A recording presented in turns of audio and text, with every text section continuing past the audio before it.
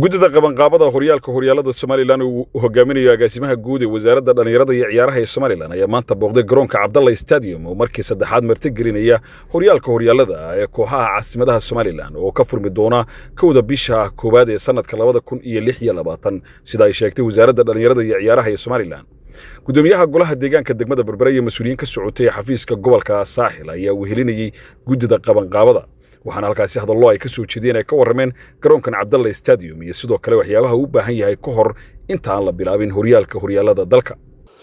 guddidan waa guddidii agaasimaha guud hogaaminaya iyo gudoomiyaha xidhiidhku guddidii qabanqaabada ee championka ugu qabanaya magaalada Berbera. waan idin soo dhaweynaynaa soo dhawaada insha Allah shaqada sida lagu talagalay iyo si ka wanaagsan sidii Berbera lagu yaqaanay ayay hawshaasuna ayaan idinku bishaarinayna inay ugu qabsanto maanteed waa u sharaf iyo karaamo in priority shaqada garoonka aynu siino oo runtii waxoogaa shaqo culus u baahan insha Allah isla ilaa 20 cisho way qaadanaysaa waxaan doonayaa inuu mahad celiyo albaab furan lama kale qalbi furan baa la galaa soo gala qalbi furan waxaan isku soo dhaweynaynaa niyad samaan farxad iyo reereemad soo dhaweynaynaa san horeba looga bartay magaalada shacabka reer Berbera waxaan aad ugu bogaadinayaa inay sidii ay hore u soo dhaweeyeen ay u soo dhaweeyaan tiimamka gobolada ka imanaya marka laga badiyo waliba finalka markay baasho timaado haddii qaybta aggressive noqoto waxaan jecelahay meel kale lagu qabto magaalada ma jeclin in aggressive yimaadaan iyo dad istilay iyo dad ciyaar ba meesha loo yimiyay marka dad aragtaan isku soo baxaan ragga adag ee aggressive ah xabada meel kale ku qabtaan leenahay ma boorama ku qabta insha Allah waxaan rajeynaynaa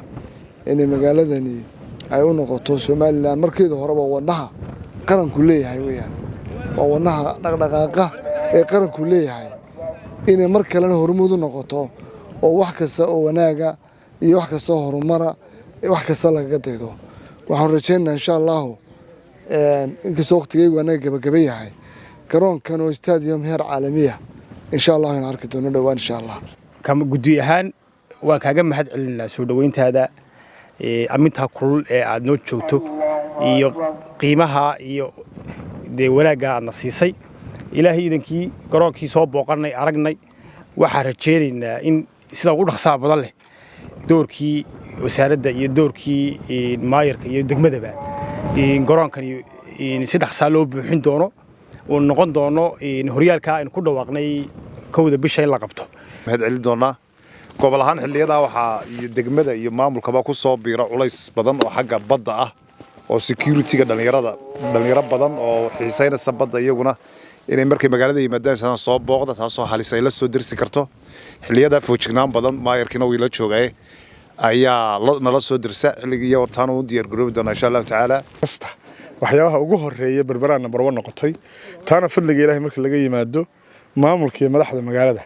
baa sababka ah sida maayarkii inoo garab taagan yahay iyo si kasi balan sidii horena waa ka rajeenaynaa wuu inoo garab joogi doona biidnillaahi alkariim quruxda kale ee magaalada aynu soo marnay iyo garoomada ay dawladda hoose gacanta ku hayso ama ay maamushana maayaryadana waa kaaga mahad celinaynaa taas waa inta qodobkayga xiga ka guddi qabanqaab ahaan horta waxaa naga mid ah maayar suduwaha gobolka waa xubin naga mid ah guddida qabanqaabada waxa weeye shaqada ugu badan halkan ka dhacaysa maadaama gobolkiisii tahay insha Allah biidnillaahi alkariim